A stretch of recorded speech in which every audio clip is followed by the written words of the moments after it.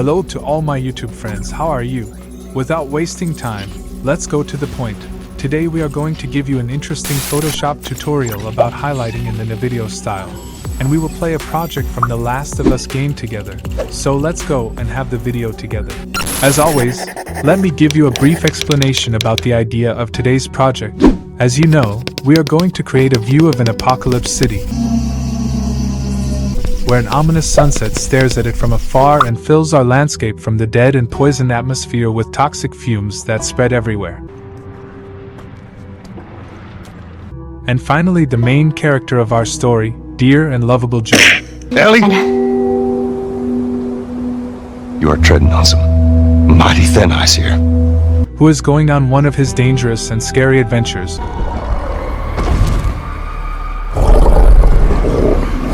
Of course, in this episode, he has reached a city where a new kind of monsters live.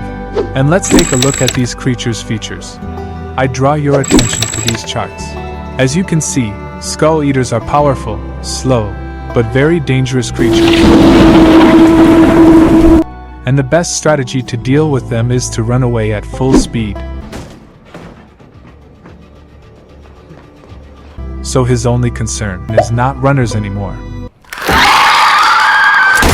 And he is faced with new challenges. Well, let's go with this explanation so that we have the continuation of the video. First of all, I tried to select different parts from a bunch of different photos of ruined cities with the pen tool and put them together and match their sizes and dimensions. Be sure to keep this point in mind, guys. In order for your work to be very pro, you must be very careful in choosing the stock and selecting the parts you want, and take the time to get the best result. Well, now I choose the part one want from each photo and put them next to each other, and in this way I create the environment little by little and finally add the atmosphere I want to. In order to connect the parts we have chosen and make the main environment, first I connect them by applying the correct shadows and then try to match them in terms of color with color balance. And with a brush with irregular corners, I make the edges of the selected parts a little more natural and make their connection stronger and more natural.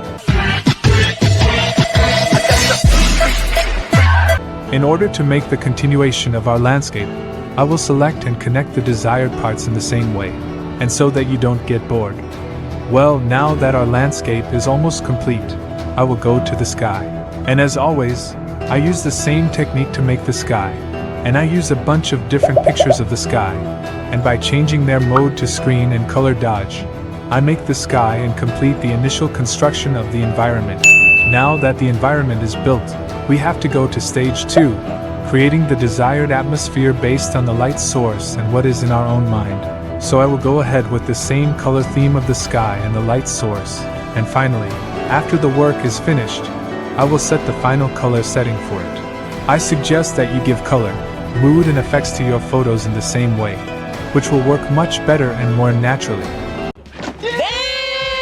Well, for this, as you can see, first I make the desired layer a dark layer with levels, and with a mask, I give it the desired shadow, and then I go to the highlight, which I fix with a hue and saturation layer. And maybe you ask, how did I do that? So let's give you a short tutorial on highlighting with hue and saturation. Short tutorial. Well, guys, when you want to highlight a subject, the first step is to create a hue saturation layer for that subject and clip it, then click on the colorize checkbox, and by changing the hue and saturation, create a bright colored layer of that color. You make what you want to highlight, and then by blending it and holding the Alt key, drag the handle of the black part to the right and a little bit. That color went into the texture of the photo. Confirm it, and give a black mask to the entire hue saturation layer, and those areas that should be highlighted. Highlight with a soft brush, and this way you can make your project more professional.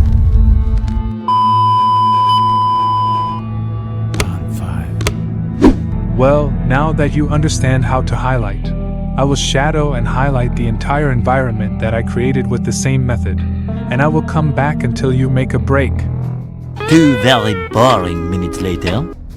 Well, as you can see, we created the environment and atmosphere, And now it's time to add the mutant monsters of our story. I tried to put them in the environment by masking and erasing a series of parts, and by changing their size based on the perspective, I placed them in the environment. And as you know, in the next step, I set them in terms of light, color, and shadow, and complete the environment, and by adding a few other small items for more details, and adjusting their light and color with the environment, I finished the work. And this is the final result of our work.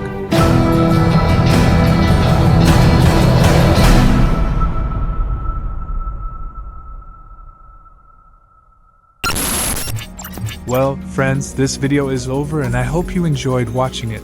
Tell me your opinions in the comments, and don't forget to subscribe to support me. See you in another video on next Saturday.